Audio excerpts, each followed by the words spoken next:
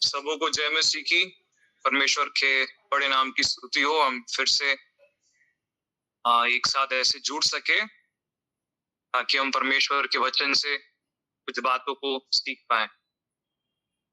ठीक है, तो ये आज का जो भाग है वो मसीही सताव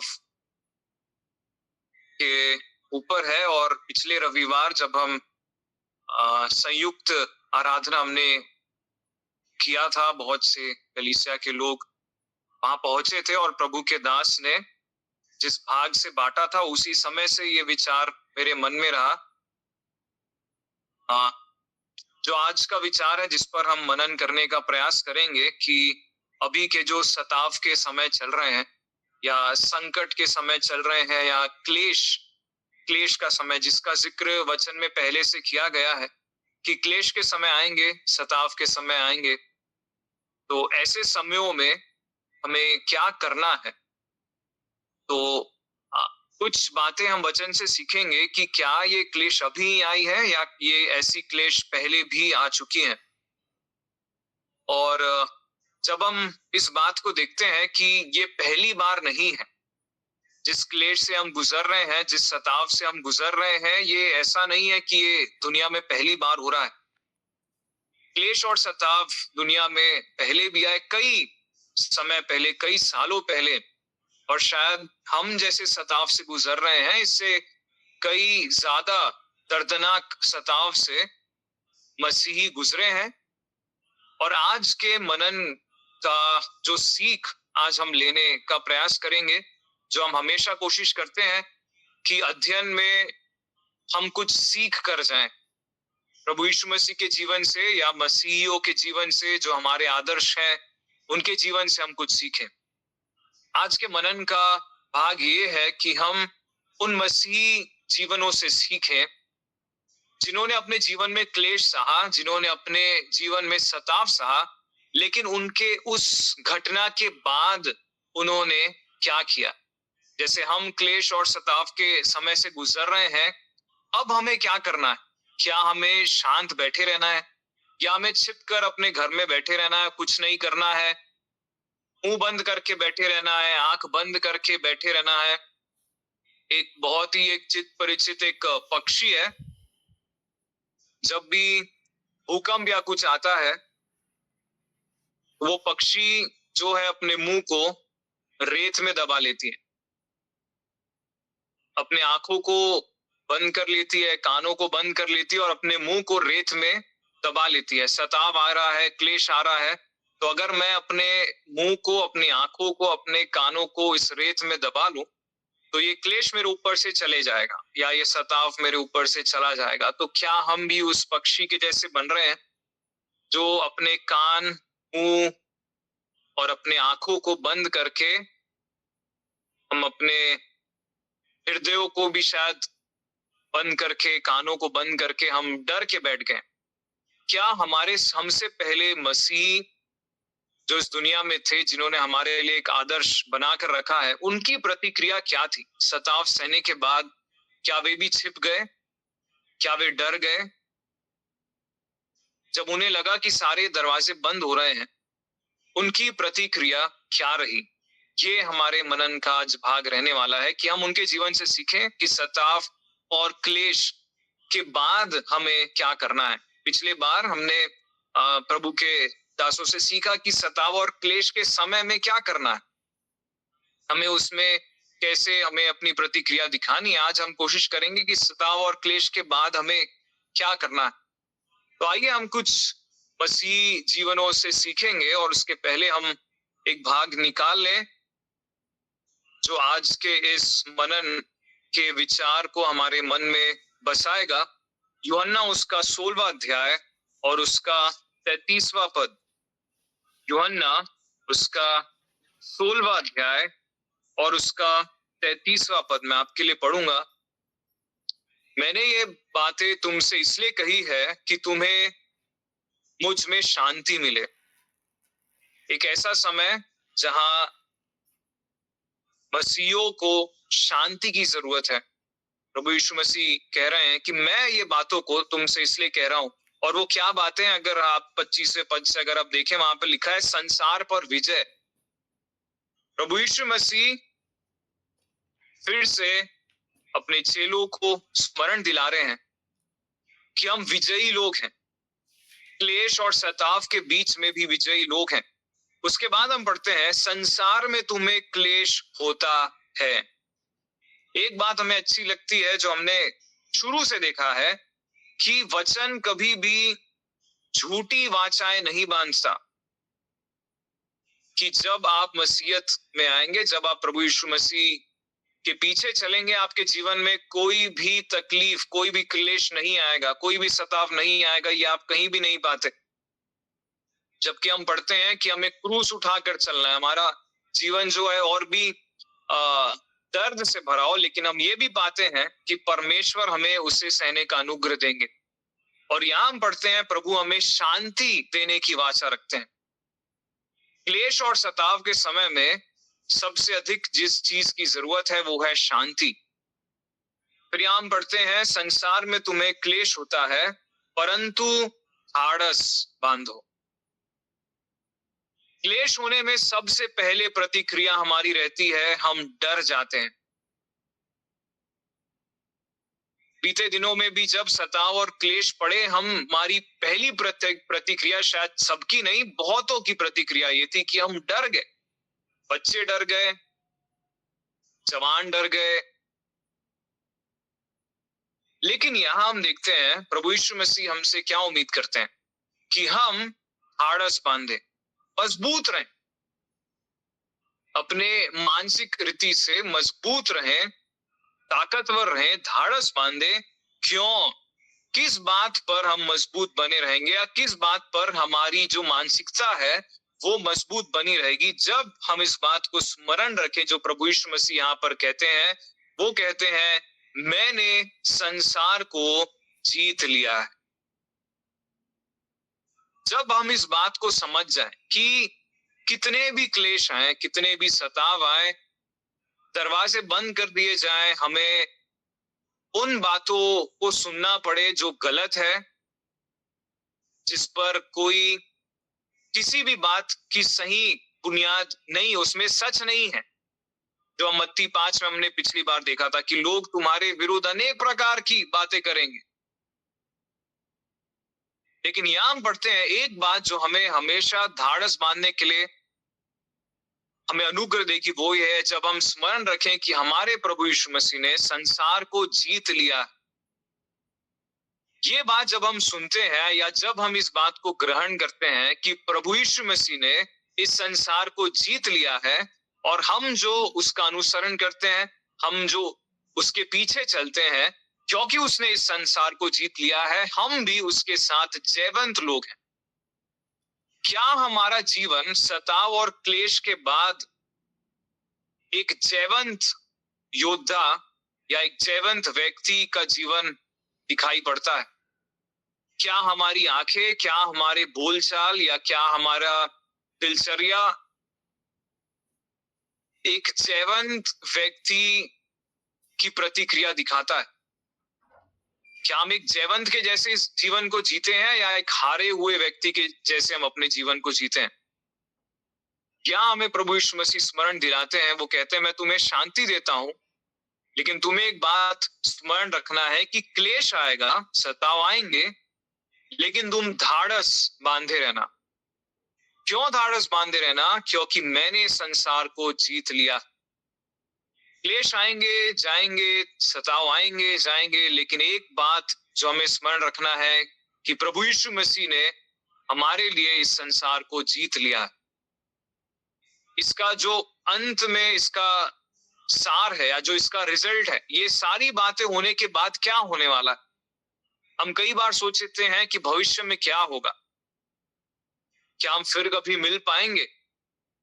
इस युद्ध का जो सार है, या इस युद्ध का जो रिजल्ट है, वो पहले से ही बन चुका है, और वो ये है कि हम जीत चुके हैं।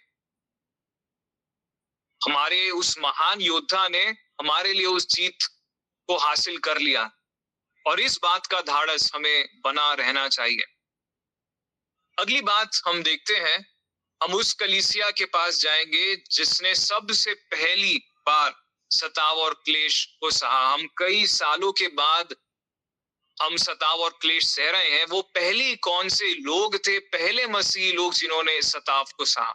हमने इस पुस्तक से भी बहुत दिनों तक अध्ययन किया है। हम में से कई लोग उन मसीहियों को, उस कलीसिया को जानते हैं जिसके बारे में आज हम पढ़ने वाले हैं। एक बार फिर से उसे दोहराने के लिए, खुद को स्मरण दिलाने के लिए कि हमारा परमेश्वर बदलता नहीं है। जो कार्य उसने उस समय उन मसीहियों के लिए किया, वो वही कार्य हमारे लिए भी जरूर करेगा। प्रेरितों के काम उसका 7वां अध्याय, प्रेरितों के काम उसका 7वां अध्याय पद 59 और 60 हम पढ़ेंगे। प्रेरितों के काम उसका 7वां अध्याय 59 और 60। वे स्तिफनुस पर पथराव करते रहे और वह यह कहकर प्रार्थना करता रहा, हे प्रभु यीशु, मेरी आत्मा को ग्रहण कर। ये जो भाग है स्तिफनुस पर पथराव के बारे में हम सब जानते हैं। पहला शहीद स्तिफनुस, जिसको लोगों ने पथराव करके उसे मार डाला। लेकिन जब वो पथराव किया जा रहा था, उसकी प्रार्थना क्या रही? हे प्रभु यीशु, मेरी आत्मा को ग्रहण कर। और फिर 60 पद में वो कहता है, वो कहते हैं, फिर घुटने टेक कर ऊंचे शब्द से पुकारा, हे प्रभु, यह पाप उन पर मत लगा। और यह कहकर वह सो गया। जो उपद्रव ये लोग कर रहे हैं, उसका दंड या उसका पाप प्रभु इन पर मत लगाना। और उस समय हम देखते हैं कि शाऊल उसके वध में सहमत था। शाऊल जो बाद में पौलुस बनता है, जिसे प्रभु यीशु मसीह उसके जीवन को पूरी रीति से बदल देते हैं, उस समय वो भी वहां पर था। वो सहमत था जब स्तिफनुस, जो पहला मसीह शहीद था, उसका पथराव हो रहा था। ये जब घटना हुई, प्रभु के एक महान जन को पत्थर मार मार के उसे मार डाला गया। पत्थरों से मार मार कर उसे मार डाला गया और उसने यही प्रार्थना की कि इसका दंड या इसका पाप प्रभु तू इन लोगों पर मत डालना। उसके बाद क्या हुआ होगा? जब लोगों ने ये देखा कि हमारे एक विश्वासी भाई को पथराव करके मार डाला गया है, उसके बाद उनके मनों में क्या चल रहा होगा? क्या वे डर गए? क्या वो चुप हो गए? क्या उन्होंने अपने विश्वास को खो दिया कि प्रभु यीशु ने तो स्तिफनुस को नहीं बचाया, तो शायद वो हमें भी नहीं बचाएंगे, तो शायद हमें अपने विश्वास को खो देना चाहिए। उनकी प्रतिक्रिया क्या थी? और उनकी प्रतिक्रिया से हम सीखने का प्रयास करेंगे। प्रेरितों के काम उसका 8वां अध्याय और उसके पहले पद में हम पढ़ते हैं, उसी दिन यरूशलेम की कलीसिया पर बड़ा उपद्रव आरंभ हुआ। तो ये यरूशलेम की कलीसिया है, उस पर बड़ा उपद्रव आरंभ हुआ और प्रेरितों को छोड़ सब के सब यहूदिया और सामरिया देशों में तितर बितर हो गए। ये जो तितर बितर जो शब्द है, इसके विषय में हमने पिछले रविवार भी हमने सुना था। तो जब प्रभु के इस महान दास पर पथराव हुआ, हम पढ़ते हैं कि लोग जो हैं वहां तितर बितर, मतलब इधर उधर, जो एक झुंड में थे वो झुंड टूट गया और वो इधर उधर अलग अलग स्थानों में फैल गए। लेकिन वो फैल कर क्या कर रहे थे? क्या वो डर के भागे? ये बात हमें समझना जरूरी है। जब वो अलग अलग स्थानों में तितर बितर हुए, वो क्या कह रहे थे? अगर हम उसके 4थे पद को पढ़ें कि वो तितर बितर होकर उन्होंने किया क्या? जो तितर बितर हुए थे, ये जो बात अभी आने वाली है, वो हम सब के लिए आज हमारे हृदयों में बसा कर रखने वाली बात है, क्योंकि हम भी तितर बितर हो गए। हमारा भी जो एक बड़ा समूह या हमारा जो झुंड है, शायद हम एक साथ मिल नहीं पाते। हम अपने अपने घरों में छोटे छोटे झुंड में हैं, तितर बितर हुए हैं। हमें क्या करना है? जो तितर बितर हुए थे, वे सुसमाचार सुनाते हुए फिरे।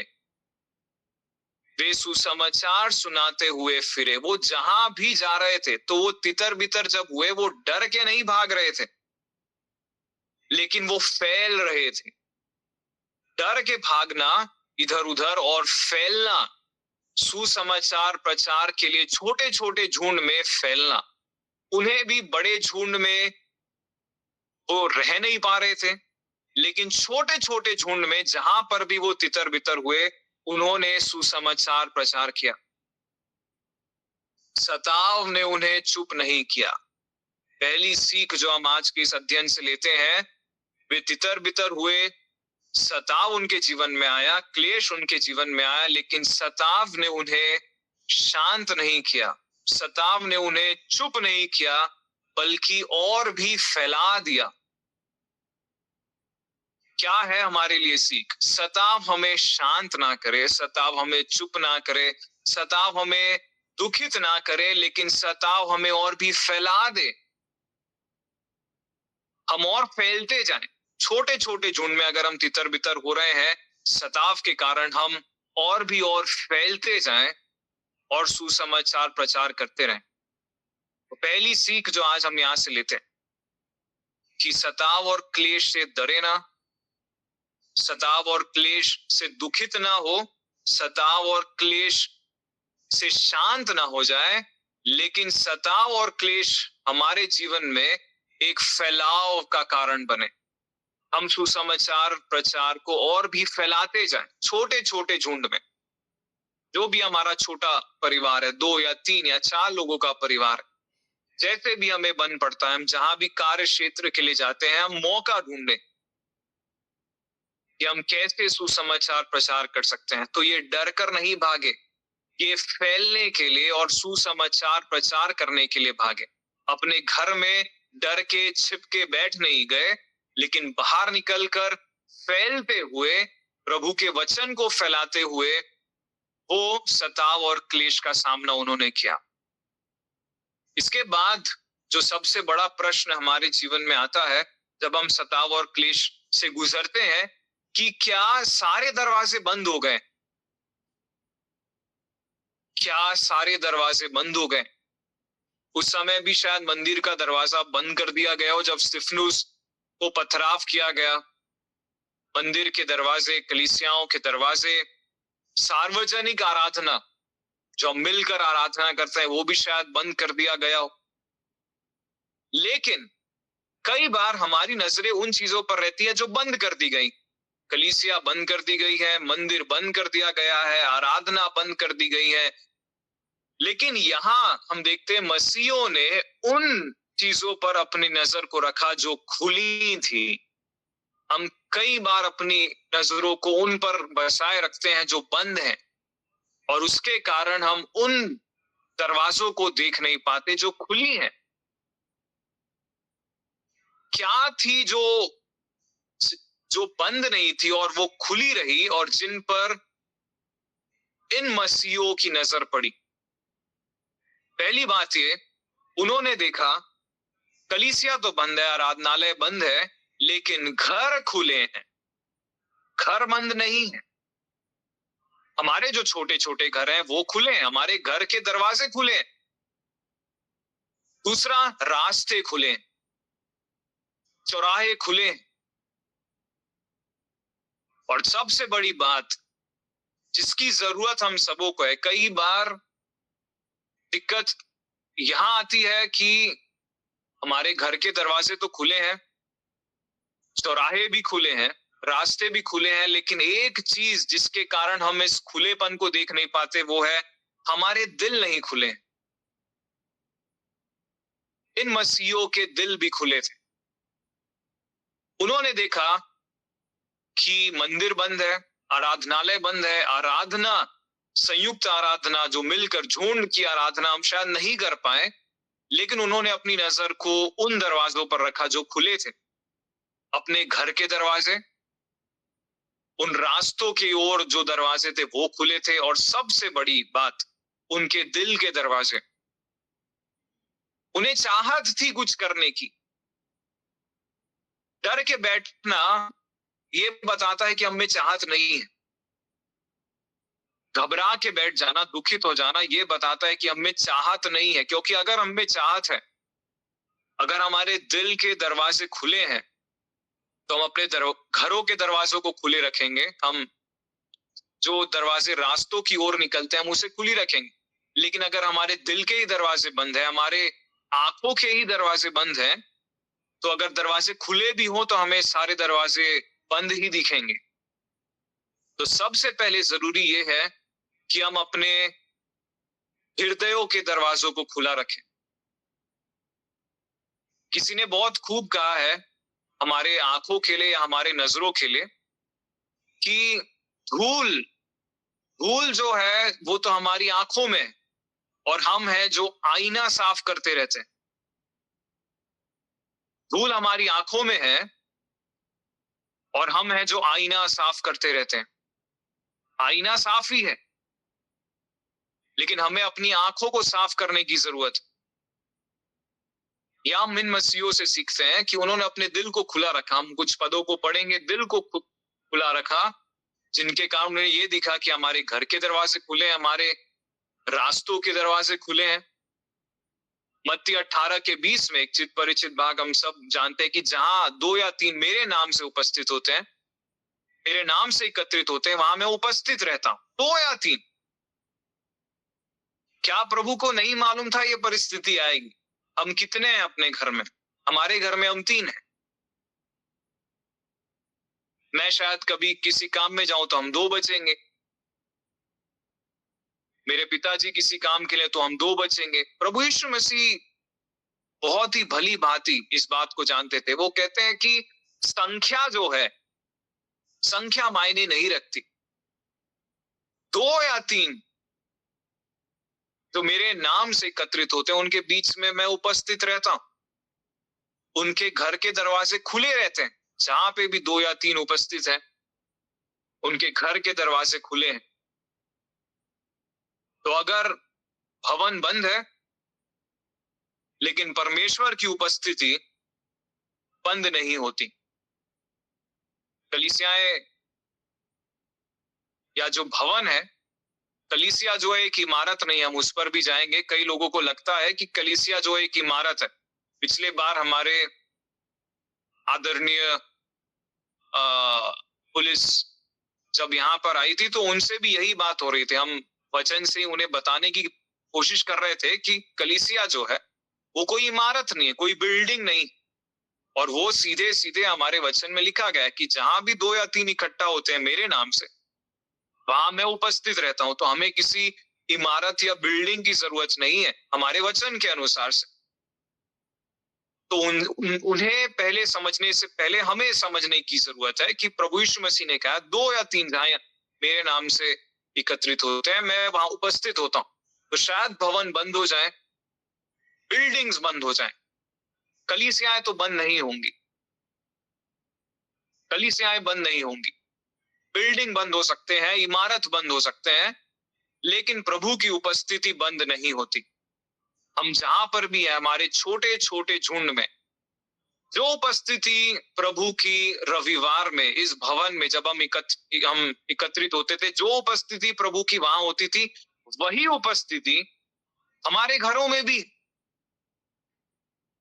लेकिन शायद मुझे लगता है कि जब हम एक साथ एकत्रित होते हैं, हम उससे ज्यादा गंभीरता से लेते हैं।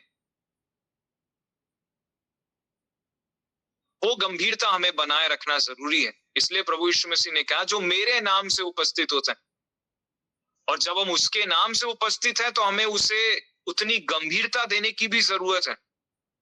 ऐसा नहीं कि 2-3 ही लोग हैं तो हम उस बात को गंभीरता से ना लें। जिस गंभीरता से हम भवन में बैठते थे, आदर के साथ, पवित्रता के साथ, अपने मनों को सिर्फ और सिर्फ वचन में लगाते हुए, सारे आकर्षणों से दूर, सिर्फ और सिर्फ वचन पर ध्यान लगाते हुए जिस गंभीरता के साथ हम बैठते थे, उसी गंभीरता के साथ हमें अपने घरों में भी बैठना है। तो यहां हम देखते हैं कि भवन बंद हो सकते हैं, लेकिन प्रभु की उपस्थिति बंद नहीं होती। और ये भली भांति बात जो है इन मसीहों ने समझ लिया। सताव के बाद उन्होंने क्या किया, ये हमारे आज के अध्ययन का मुख्य भाग रहने वाला है कि सताव के बाद उनकी प्रतिक्रिया क्या थी। पहली बात, प्रेरितों के काम उसका 8वां अध्याय उसके 4थे पद को हमने पढ़ा, हम फिर से पढ़ेंगे। जो तितर बितर हुए थे वे सुसमाचार सुनाते हुए फिरे। जैसे ही वे तितर बितर हुए, बिना किसी देरी के उनकी जो पहली प्रतिक्रिया, पहली बात, उन्होंने प्रचार करना बंद नहीं किया। कई बार हम मुंह से प्रचार नहीं कर सकते, हमारा जीवन जो है वो एक प्रचार बनता है। हम कैसे जी रहे हैं, हमारा जीवन जो है वो मसीह जीवन को दर्शाना चाहिए, वो एक प्रचार बनता है। ये जो लोग तितर बितर हुए थे, उनकी पहली प्रतिक्रिया ये थी कि वो प्रचार करना बंद नहीं किए। वे जहां गए वो सुसमाचार प्रचार करते रहे। वे सुसमाचार सुनाते हुए फिरे, जहां जाते थे। ऐसा नहीं कि एक ही जगह में बस गए और वहां उन्होंने सुसमाचार प्रचार किया। वो जहां जाते थे, रास्ते हो, चौराहे हो, अस्पताल हो, गराज हो, जहां भी जाते थे वो प्रचार करते थे। उनके लिए स्थान जरूरी नहीं था, उनके लिए यात्रा, वो जहां जा रहे हैं वहां प्रचार कर रहे हैं। कई बार हम स्थान का इंतजार करके बैठते हैं कि जब हम वहां पहुंच जाएंगे तब हम प्रचार करेंगे।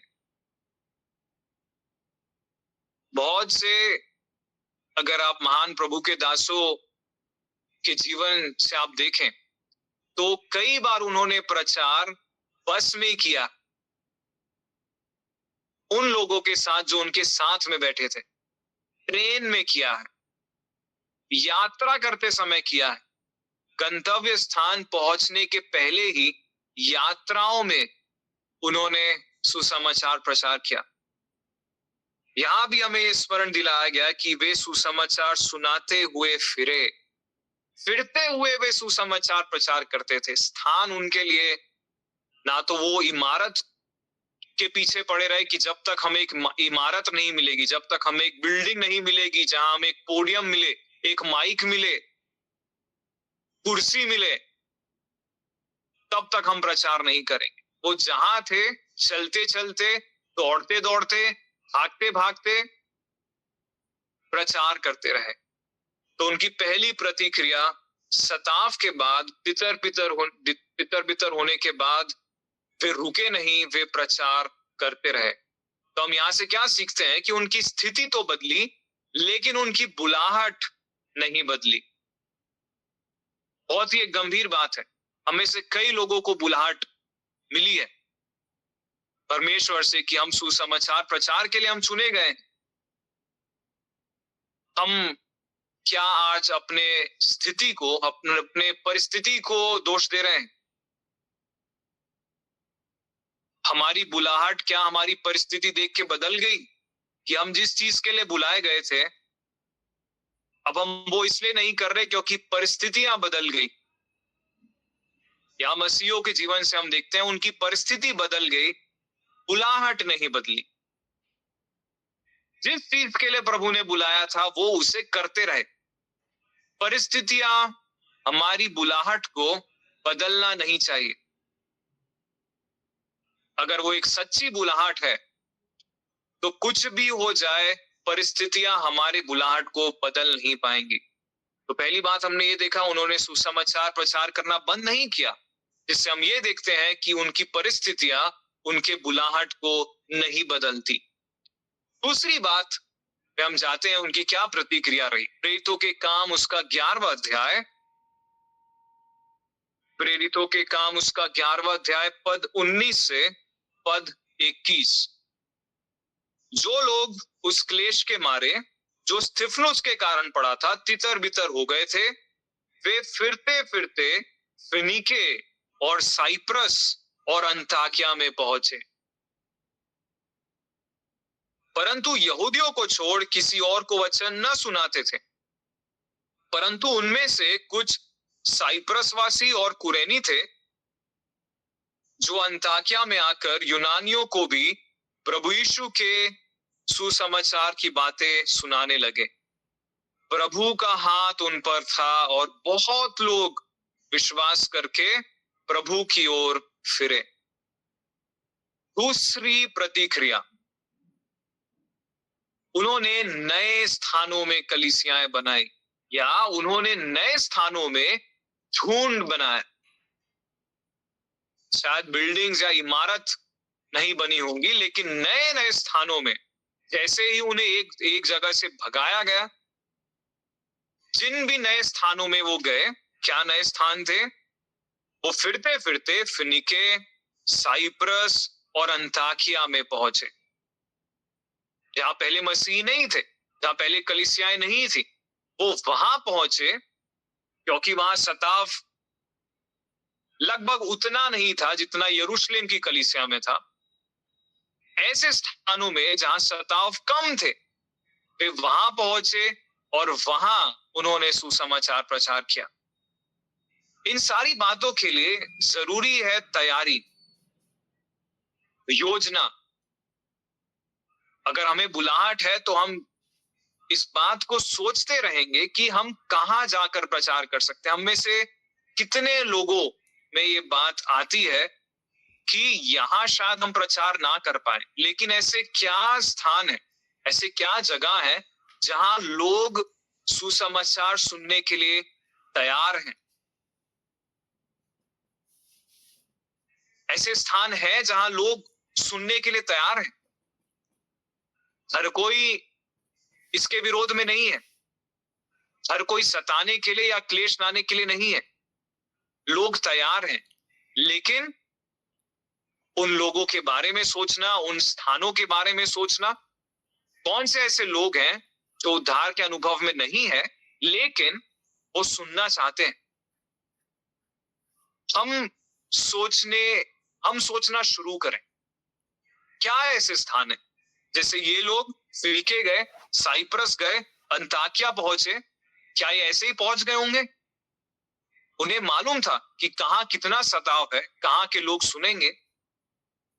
वे वहां उन स्थानों में गए जहां दूसरे स्थानों की अपेक्षा कम सताव होंगे। प्रभु के मार्गदर्शन में वो इन स्थानों में पहुंचे और यहां पर आकर उन्होंने सुसमाचार प्रचार किया। तो सताव जो है एक फैलाव का कारण बना। जितना सताव हो रहा था वो और फैलते जा रहे थे। विस्तार का साधन, सताव जो है इनके लिए एक विस्तार या फैलाव का साधन बन जाता है। तो दूसरी बात हम यहाँ पर देखते हैं, जब सताव या क्लेश उनके जीवन में आया, उन्होंने नए स्थानों में कलीसियाएं बनाई। नए स्थानों में वो मिलकर सुसमाचार प्रचार करना उन्होंने शुरू किया। अगली बात, तीसरी बात में हम जाते हैं, रोमियो उसका 16वां अध्याय,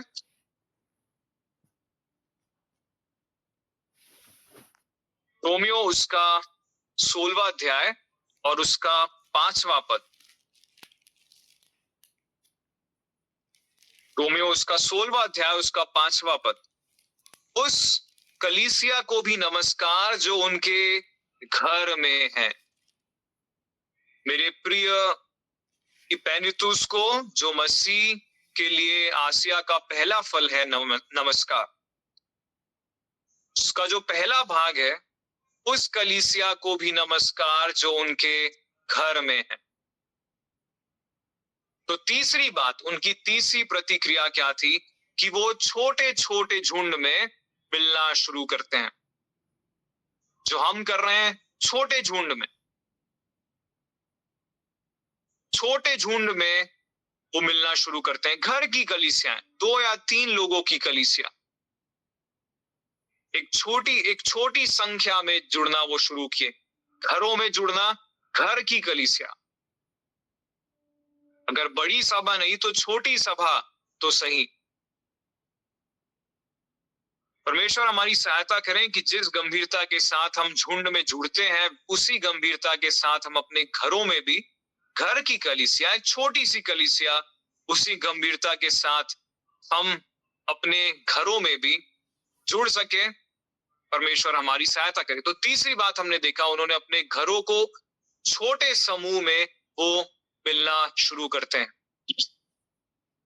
फिर चौथी प्रतिक्रिया जो बहुत ही जरूरी है, प्रेरितों के काम उसका 12वां अध्याय, प्रेरितों के काम उसका 12वां अध्याय और उसका 5वां पद।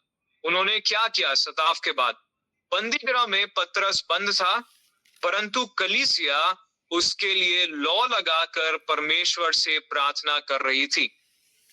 तो सताव और क्लेश के समय जो इन कलीसियाओं के अगुवे थे वे बंदी गृह में थे, तो इन्हें और डर जाना था, चुप रह जाना था, लेकिन इन्होंने क्या किया? वो प्रार्थना करते रहे। हम इस बात को अपने आप को स्मरण दिलाते रहे कि ये दिन वो ज्यादा दूर नहीं है जब कलीसियाओं के अगुवे भी बंदी गृह में डाले जाएंगे। लेकिन ये हमारे लिए एक डराने वाली बात नहीं होनी चाहिए। अगर इतने सालों पहले अगर इन कलीसियाओं के अगुवे बंदी गृह में डाले गए थे, तो अभी इतने सालों के बाद जब सताव बढ़ता जा रहा है, क्लेश बढ़ते जा रहे हैं, तो हमें ऐसा लगता है कि हम बंदी गृह में नहीं डाले जाएंगे? कितने प्रभु के महान दास बंदी गृह में जा चुके हैं, वहां भी उन्होंने वचन सुनाया। तो चौथी बात जो हम यहाँ देखते हैं, उन्होंने प्रार्थना में समय बिताया और वे मजबूत बनते गए। प्रार्थना में उन्होंने समय बिताया और मजबूत बनते रहे, क्योंकि तो सताव में हमारे लिए जो सबसे बड़ा हथियार परमेश्वर ने हमें दिया है, सताव और क्लेश के समय जो हम सबों के लिए सबसे बड़ा हथियार है, वो है प्रार्थना। हमारे आत्मिक युद्ध में भी हम देख रहे थे, एक बहुत ही शक्तिशाली हथियार है प्रार्थना। तो चौथी बात जो हमने देखा, वे छोटे झुंड में प्रार्थना करते रहे, अपने कलीसिया के अगुवों के लिए वे प्रार्थना करते रहे। पहली बात हमने देखा, उन्होंने प्रचार करना बंद नहीं किया। दूसरी बात हमने देखा कि उन्होंने नए स्थानों में कलीसिया बनाई। तीसरी बात हमने देखा कि वो छोटे छोटे समूह में अपने घरों में ही वो मिलते थे। चौथी बात हमने देखा, वो प्रार्थना में समय बिताते थे और मजबूत बनते गए, अपने आत्मिक रीति से आत्मिकता में मजबूत बनते गए। और आखिरी बात, प्रेरितों के काम उसका 4वां अध्याय और उसका 29वां पद। प्रेरितों के काम उसका 4वां अध्याय और उसका 29वां पद। अब हे प्रभु, उनकी धमकियों को देख, वे लोग जो क्लेश लाते हैं, सताव लाते हैं। यहां लिखा है, हे प्रभु उनकी धमकियों को देख और अपने दासों को यह वरदान दे कि तेरा वचन बड़े हियाव से सुनाए, कि तेरा वचन बड़े हियाव से सुनाए। यहां हम देखते हैं कि सताव के बाद किस चीज की प्रार्थना उन्हें करनी चाहिए थी। अगर मैं सताया जा रहा हूं या मुझ पर क्लेश आ रहा है, मैं प्रताड़ित किया जा रहा हूं, किस चीज की प्रार्थना मुझे करनी चाहिए? या किस चीज की प्रार्थना में से कई लोग करते हैं? हम प्रार्थना करते हैं सुरक्षा की, बचा लेने की प्रार्थना, कि प्रभु हमें इस क्लेश से आप बचा ले, इस सताव से हमें बचा ले। यहां इस कलीसिया को देखते हैं, उन्होंने बचाव की प्रार्थना नहीं की, प्रभु हमें बचा ले, हमें सुरक्षित रख, इस चीज की उन्होंने प्रार्थना नहीं की। उन्होंने किस चीज की प्रार्थना की?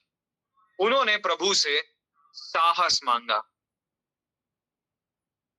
हम में से कितने लोग आज के समय में प्रभु से सुरक्षा नहीं, साहस मांग रहे हैं?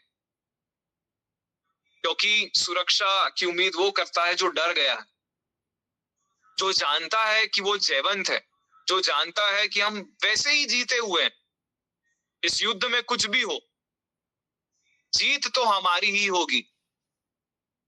जिसने भी ये मान लिया और उस बात से वो हिलता नहीं, उसका ये विश्वास डगमगाता नहीं कि क्या हम हार तो नहीं जाएंगे, जिसने इस बात को ठान लिया कि मैं जीत गया, वही अपनी प्रार्थना में साहस मांग सकता है, वही अपनी प्रार्थना में ढाढ़स मांग सकता है। तो पांचवी बात जो हम यहां देखते हैं, उन्होंने सुरक्षा की प्रार्थना नहीं की, उन्होंने साहस और ढाढ़स की प्रार्थना की। डर के बजाय साहस चुना, ये उनकी पांचवी प्रतिक्रिया रही। उन्होंने डर के बजाय साहस और ढाढ़स का चुनाव किया। तो ये पांच बातें हैं जो हम देखते हैं इस कलीसिया से। उन्होंने प्रचार करना बंद नहीं किया, उन्होंने नए स्थानों में कलीसिया बनाई, वे छोटे समूह में अपने घर में मिलते रहे, वे उन्होंने प्रार्थना में समय बिताया और आत्मिक रूप से मजबूत बनते गए, और उन्होंने डर के बजाय साहस चुना। साहस की प्रार्थना की, सुरक्षा की प्रार्थना नहीं की, लेकिन साहस की प्रार्थना की। तो प्रश्न जो हमारे मन में ये था कि क्या सारे रास्ते बंद हो गए हैं, अब हम क्या करेंगे? तो उसका उत्तर ये है, नहीं, रास्ते बंद नहीं हुए। बस ये है कि हमें खुले दरवाजों पर अपने नजरों को रखना है। हम बहुत देर तक, कई समय तक अपने नजरों को बंद दरवाजों पर रख लेते हैं, जो हमारे लिए अशांति का कारण बन जाती है। हमारा मन जो है वो अशांत हो जाता है, दुखित हो जाता है। क्यों? क्योंकि हमारी नजरें सिर्फ और सिर्फ बंद दरवाजे पर रहती है। तो दरवाजे बंद नहीं है, परमेश्वर ने दरवाजों को खुला रखा है, परमेश्वर ने हमें जयवंत बनाया है। क्योंकि ऐसे समयों से, इतनी भयानक परिस्थिति जहां शाऊल जो बाद में पौलुस बनता है, और उसके उसके जीवन के बारे में हम देखते हैं, हम भी ऐसी प्रार्थना करें कि ऐसे सताव में शाऊल का परिवर्तन पौलुस के रूप में हो। हम धर्म प्रकाश शर्मा जी के जीवन से भी जानते हैं, उन्होंने भी जो किताब लिखी, सत्य से साक्षात्कार। तो ऐसा नहीं है कि हमारे सामने ऐसे आदर्श नहीं रहे हैं। शायद हम पौलुस को हमने नहीं देखा, लेकिन हम में से कई लोगों को ये सौभाग्य मिला कि प्रभु के महान दास पंडित धर्म प्रकाश शर्मा जी को हम देख पाए, जो एक समय कहां मसीहों को सताते थे, पसंद नहीं करते थे। उन्होंने कितने बढ़ चढ़कर सुसमाचार प्रचार किया। हमारी प्रार्थना ये हो कि प्रभु आप भी ऐसे ही शाऊल जैसे लोगों को पौलुस के रूप में आप परिवर्तित करें। क्योंकि एक बात मैं देख रहा था कि लोग जो है हमारी शायद कम सुनेंगे, जो मसीह है हमारी कम सुनेंगे वो, लेकिन अगर कोई शाऊल जैसा व्यक्ति पौलुस बनता है, वो उसकी बातों को ज्यादा गंभीरता से सुनेंगे। ये मैं प्रायोगिक समझ से बोल रहा हूं, जो मैंने देखा है, जो मैं समझ रहा हूं कि हमारी जो हमें जैसे लोग वैसे ही क्रिश्चियंस जैसे जानते हैं, मसीह ईसाई लोगों को जानते हैं, तो हमारी बातों को उतना गंभीरता से लेते हैं, लेकिन उतना नहीं जितना जब एक शाऊल पौलुस में परिवर्तित होता है, उसकी बात को जिस गंभीरता से लोग लेंगे वो अलग होगी। तो हम अपने तरफ से भी पूरी मेहनत करें, और हमारी प्रार्थना ये भी रहे कि प्रभु आप ऐसे समय में कई ऐसे शाऊल को आप परिवर्तित करें, जो पौलुस बनकर बहुत सी आत्माओं को उद्धार के अनुभव में लेकर आए। क्योंकि आज के समय में बहुत से शाऊल को पौलुस बनना जरूरी है, और वो हमारी प्रार्थनाओं से हो सकता है। शाऊल पौलुस कैसे बना? उसका एक बहुत बड़ा कारण था कलीसिया की प्रार्थना। शायद हमारी प्रार्थनाएं कम हो गई हैं, इसलिए शाऊल जैसे लोग पौलुस नहीं बन पा रहे। इस बात को हम सब जानते हैं कि शाऊल का पौलुस बनने में बहुत बड़ा योगदान कलीसिया का था। कलीसिया ने प्रार्थना की, तब शाऊल पौलुस बन पाया। बहुत से ऐसे और भी चरित्र हैं, हम दानियल के जीवन से हम देखते हैं कि उन्होंने दानियल ने सताव और क्लेश के बाद उसकी क्या प्रतिक्रिया थी। उसकी स्थिति बदली लेकिन उसकी आदत नहीं बदली। उसकी भी जो क्लेश की परिस्थितियां थी, प्रार्थना करना मना था, वो प्रार्थना नहीं कर सकता था, लेकिन उसकी आदत नहीं बदली। शद्रक, मेशक, अबेदनगो, सताव क्लेश उनके भी जीवन में आए, लेकिन फिर भी वो आग के अंदर विश्वास में अटल रहे। परिणाम कुछ भी हो, लेकिन विश्वास नहीं बदलता। उनकी प्रतिक्रिया क्या थी? दानियल के जीवन में हम देखते हैं उसकी आदत बदली नहीं। शद्रक, मेशक, अबेदनगो, उनका विश्वास नहीं बदला। पौलुस और सिलास के जीवन में अभी हम देख रहे थे कि कैद में भी उन्होंने आराधना की। सताव और क्लेश के बीच में रहते हुए भी उन्होंने आराधना की। तो हम सब अपने घरों को कलीसिया बनाएं, उस पवित्रता के साथ, साफ सफाई के साथ अपने घरों को कलीसिया बनाएं। सुसमाचार को व्यक्तिगत बनाएं। व्यक्तिगत मतलब एक से एक, वन ऑन वन। एक व्यक्ति जो हमारे करीब है, जो हमारी बातों को सुनता है, शायद हमारे पड़ोसी हो सकते हैं, शायद हम जहाँ कार्य क्षेत्र में जाते हैं वहां कोई है, या जिससे हम सब्जी खरीदते हैं, या जो हमारे यहाँ दूध छोड़ने आता है। एक से एक, हम शायद झुंड हमें नहीं मिलेगा प्रचार करने के लिए। सुसमाचार को व्यक्तिगत बनाए, प्रार्थना में और समय बिताएं, डर नहीं लेकिन साहस चुने। और एक बहुत ही अच्छा माध्यम जो हम सबों को अभी मिला है, उसे हम सोशल मीडिया का माध्यम बोलते हैं, डिजिटल माध्यम बोलते हैं। यहां जो है अभी तक ऐसी कोई रोक नहीं है, तो आप अपनी गवाहियों को, हम में से कितने ऐसे लोग हैं जिनके जीवन को प्रभु ने इतने महान रीति से बदला है, अपनी गवाहियों को रिकॉर्ड करें और बांटे अपने दोस्तों को। लेकिन गवाही में भी कोशिश ये करें कि जो प्रभु के दासों ने बताया है कि किन किन चीजों से हमें बचकर रहना है, क्योंकि कई बार हम अपनी गवाही में ऐसी चीजों को प्रस्तुत करते हैं जिसका हम उसके सच्चाई को जानते हैं, लेकिन दुनिया उसे दूसरे नजरिए से लेती है। तो हम एक कोशिश करें, हम अपनी गवाहियों को रिकॉर्ड करें और प्रभु के दासों को भेजें। और अगर वो कहते हैं कि अच्छा है, लोगों को सुनना चाहिए, तब हम उसे सोशल मीडिया में डाल सकते हैं। और अभी सोशल मीडिया एक ऐसा माध्यम है जहां लाखों करोड़ों लोग अपने जगह में बैठकर आपकी गवाहियों को सुन सकते हैं। तो हम कहां दरवाजे बंद हैं? हमारे दिल बंद है। मुझे ये बात मालूम है कि जो गवाही आप में से बहुत से लोगों के पास है, वो गवाही मेरे पास नहीं है। जिस गवाही का प्रभाव आप लोग की गवाहियों से पड़ेगा, वो मेरी गवाही से नहीं पड़ सकता। तो ये निर्णय लेना जरूरी है, और सिर्फ हम सोचते ही ना रहे, करें, हम रिकॉर्ड करें, प्रभु के दासों से बांटे। अगर वो सही है, सच्ची है, तो लोग उसे सुनेंगे। कम से कम अपने दोस्तों तक हम पहुंचाएं कि हमने कैसे प्रभु यीशु मसीह के बारे में सुना, हमारा जीवन कैसे बदला।